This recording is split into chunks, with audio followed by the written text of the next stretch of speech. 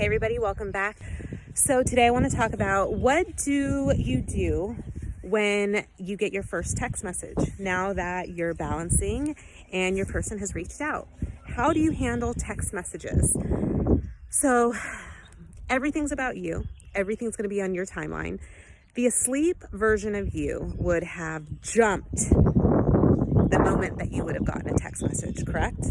Jumped. I mean, you would have grabbed that phone, responded as quick as possible. Maybe you would have not just stopped at one. Maybe you would have done three. I would notice when I was asleep, looking back, when I was in mind, my person would do very short responses, like 1 or 2 word responses. And I would do these whole long paragraphs, text messages. And he would respond a couple words. And it was very unbalanced. And I noticed even then, this is very unbalanced. What's going on?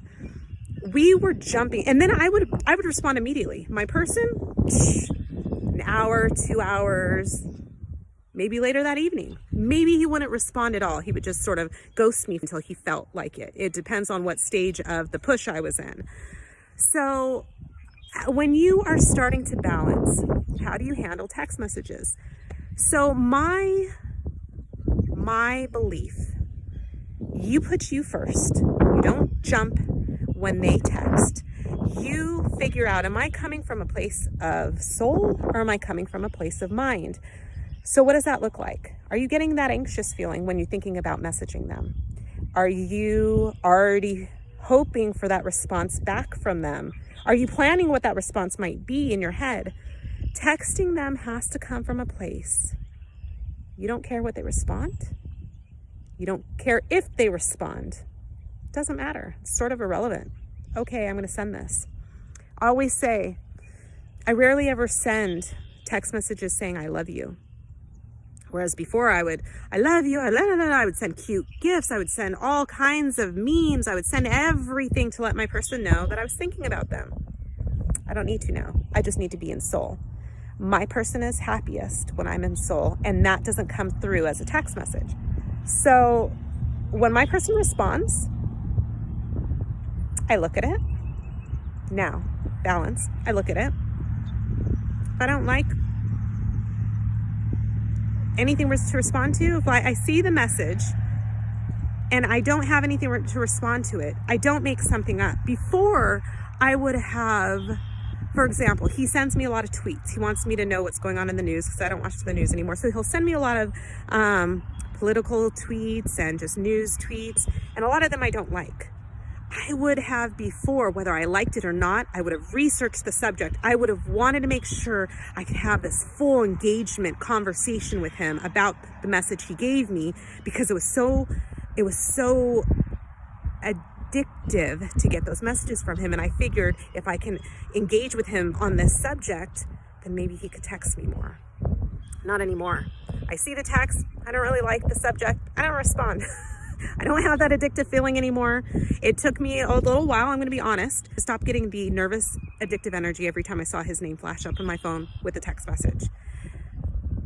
I purposely will not respond if I'm in mind. If I'm in mind about something else, I don't respond to him because I don't want any kind of mind spilling over. So what does that look like? That sometimes looks like I will not respond until I'm off work, until I'm done with cooking dinner. It just means if I'm driving, I might just wait until after I get home and have put the groceries away. I will not respond immediately. There's no need. It's not urgent for him for me to respond. So why is it urgent for me to respond? They feel it. They feel when you have that addictive sense of urgency to respond back. And you'll notice you respond back right away, they will stop. They will not be quick to respond back to you. But you wait. There's plenty of times I keep getting more messages from him. I keep getting more messages and messages before I've even responded. And that's okay. So when you start getting that first message in, you hold off, You are not reactive. You do not grab that phone and immediately start writing out a text message. You do not start with displaying all of these emotional love messages, because you know what? Soul is just being. Mind is the one that's going crazy and getting all emotional and crazy. You are just being. So you're going to see the text. If you can respond in soul, go ahead. If you're in a place, something happened at work, you're upset, but you want a text message, you want validation, you are seeking something. If you're seeking something, anything from them, you're not to text message them. It's push. This is not the emotional connection where you are able to go to them for comfort, go to them for validation. You are there to be your best version of yourself, which is soul. And soul does not need anything in return. Soul just is. Soul just is. And you want to see more text messages come on your phone? Then text in soul, not in mind. Just allow it to be until you feel you're aligned, you're present, you're not focused on past, you're not focused on future, you're not focused on expectations, you're not focused on preference, you're just being. And then you pick up your phone and you respond. It's beautiful. Love you guys.